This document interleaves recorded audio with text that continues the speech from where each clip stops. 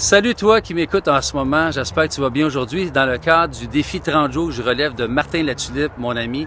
C'est la capsule numéro 14 déjà et aujourd'hui j'ai le privilège d'avoir avec moi un gars que j'ai rencontré dernièrement dans un salon, un gars super sympathique, puis on s'est rencontré dans une circonstance assez spéciale parce que j'avais à promouvoir un produit. Bref, je vous sauve les détails par manque de temps. C'est un bonhomme qui est un coach en neuro, c'est un neurocoach, à vrai dire, et conférencier.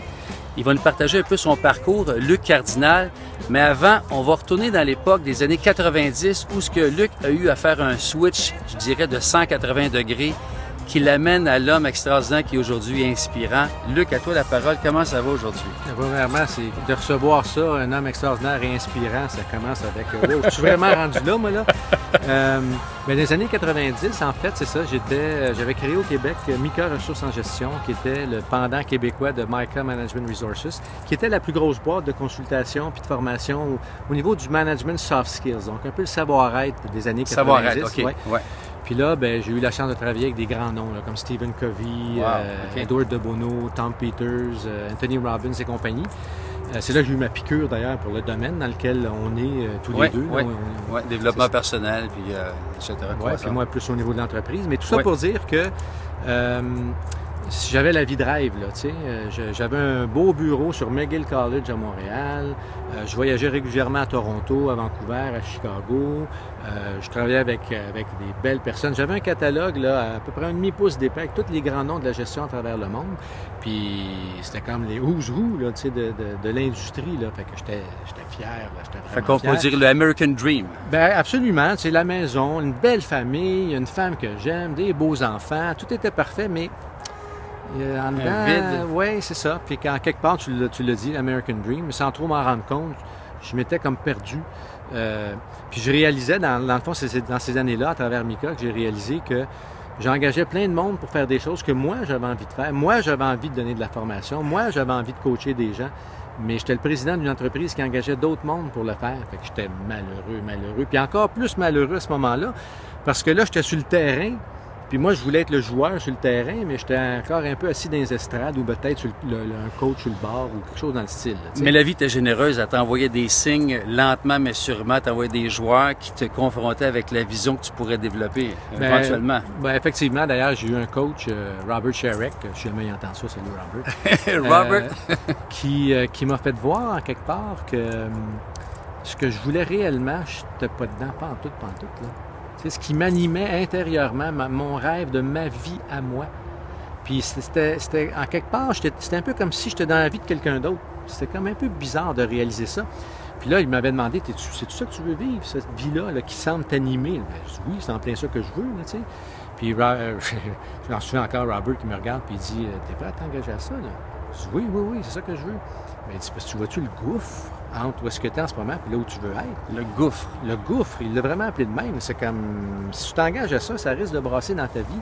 Puis effectivement, je me suis engagé à ça, d'une façon un peu innocente à ce moment-là. Moi, je pensais que tout irait bien, ça serait facile. Tu sais, c'est comme, ça a passé par quoi? Quitter l'entreprise pour laquelle j'étais à ce moment-là, avec Mika, vendre mes parts dans l'entreprise, séparation, divorce, déménagement, faillite, tout y a passé. En peu de temps.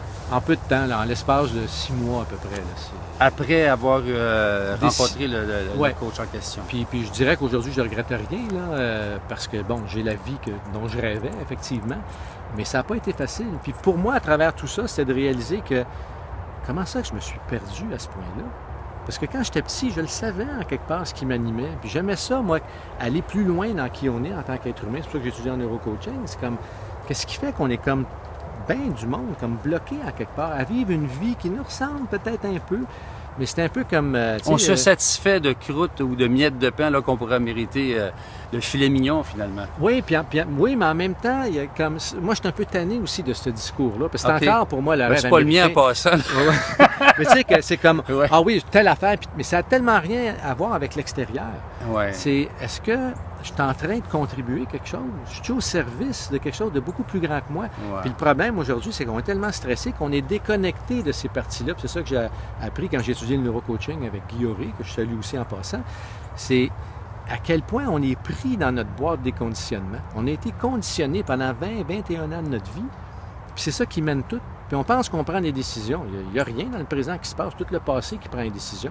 Quand j'ai réussi en quelque part, moi, à me sortir de là, puis ça a pris pas mal d'années, pour arriver à un moment comme aujourd'hui où je suis plus présent. Je ne peux pas dire que je suis encore présent tout le temps, là, mais j'ai fait des progrès. Puis c'est juste dans cette présence-là, dans le fait d'être ici maintenant, comme là on est en ce moment, il est où le temps? Là, maintenant que j'en parle, je pense que oui, j'ai une conférence dans une demi-heure, mais sinon, je peux être juste là avec toi, puis là, il y a un réel contact qui peut se développer. Puis c'est le défi de tous mes clients que je vois, que ce soit les entrepreneurs, des présidents, des vice-présidents, des directeurs des entreprises, c'est qu'ils sont tellement pris à régler des choses, à régler des problèmes, tellement focalisés sur des problèmes à régler, puis seuls et en équipe. La solution. Oui, qu'ils n'ont pas le temps vraiment pour s'intérioriser puis savoir pourquoi ils font ce qu'ils font.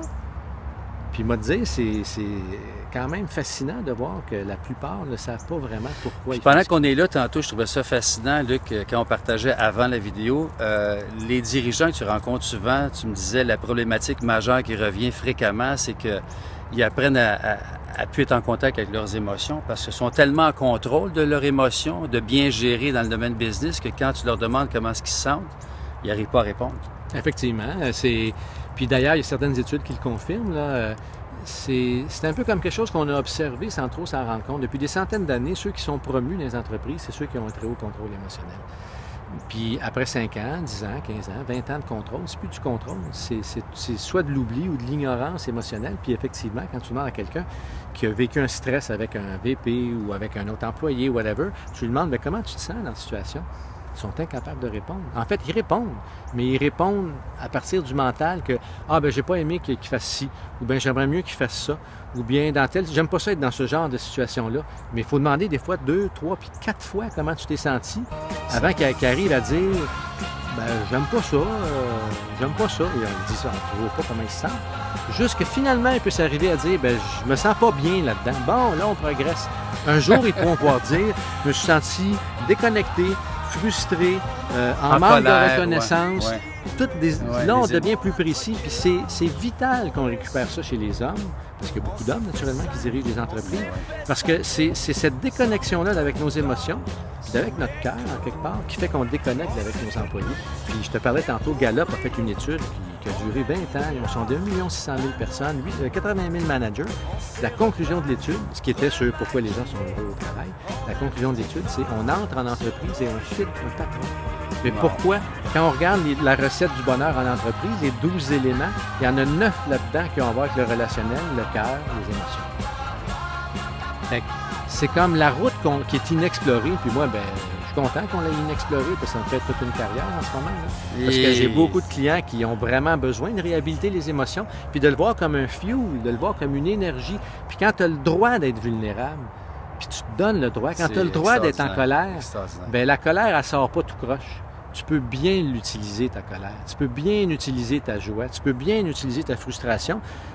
Puis te rendre compte que c'est ça qui va t'aider à amener ton projet, mais surtout qui va faire que tes employés te regardent et vont dire lui, il est vrai. Parce que les nouvelles générations, ils n'en ont rien à foutre de notre titre. Là. C'est pas ça qu'ils respectent. C'est lui, es-tu vrai? Ce qui nous dit là où il s'en va, l'authenticité. Oui, puis l'authenticité, c'est quoi? C'est ce que je pense, ce que je ressens, ce que je dis, puis ce que je fais qui est cohérence, alignement. Cohérence. Le mot, c'est exactement ça. Il y a une cohérence dans ce que je suis. Puis quand la cohérence est présente, bien, le monde allume. Là. Puis là, on peut les mobiliser, ils se motivent eux-mêmes. On pourrait l'écouter pendant des heures, hein, Luc. En passant, c'est un conférencier qui est de plus en plus en demande, puis il a vraiment trouvé sa mission. Ouais. Puis moi, tu es en train de valider vraiment ce que je fais, le défi des hommes qui s'expriment. C'est tellement vital parce que le coût n'est pas juste sur les employés et les collègues, c'est sur nos partenaires amoureuses, nos enfants, notre communauté, de tous les gens qui nous environnent. Quand on n'est pas présent, puis on n'est pas en contact avec nos émotions, qu'est-ce qui arrive? Les gens se distancient puis ils n'arrivent plus à connecter avec nous autres. C'est intéressant que tu dises ça parce qu'après des milliers de coachings, on se rend compte que souvent, les gens ont décidé de travailler avec nous parce qu'on va travailler sur quelque chose au niveau de l'entreprise. Mais je te dirais que 75 à 80 des coachings, après, mettons, 1 ou 2 rencontres où on a fait connaissance, là, ont à voir avec la vie personnelle. Ont à voir avec les enfants. Ont à voir avec la femme. ou avec le conjoint, en fait, quand on travaille avec une femme. Fait que parce qu'en passant, il y a beaucoup de femmes aussi qui vivent le même problème dans l'entreprise. Parce qu'ils ont suivi le modèle masculin. Exactement. Heureusement, c'est en train de changer. Où la femme est en train de voir que son pouvoir à elle... Elle l'avait déjà à la base. Oui, puis qu'à voir avec la réceptivité, qu'à voir avec le fait de pouvoir accueillir, quand on peut vraiment accueillir ça dans une entreprise. C'est pour ça que moi, j'ai refait mon entreprise. On a créé, Sylvie et moi, qui est mon associé, une entreprise qui est autant de masculin que de féminin pour réhabiliter ça. Parce qu'on l'a, nous autres, chez les hommes, cet aspect de réceptivité-là, cet aspect de communication avec notre intérieur, d'être capable de s'en servir. Puis c'est plus vrai qu'il faut mettre ça de côté pour mener une business, c'est le contraire. Non, c'est le contraire. Les leaders inspirants, modernes, connectent avec leurs employés puis font sortir les talents de tout le monde, toujours en ayant une vision quand même, ils savent où ce qui s'en va. C'est pas mal le temps qu'on avait aujourd'hui. Merci d'avoir été à l'écoute et puis je vous souhaite une bonne fin de journée. Merci beaucoup, Luc. Merci, Perry. C'était vraiment inspirant. Vraiment, écoute, on pourrait en parler longtemps. Je vous dis à la prochaine capsule, puis entre-temps, continue de célébrer ta couleur unique chaque jour, celle qui te distingue puis te connecte aux autres. Merci, ciao. Salut.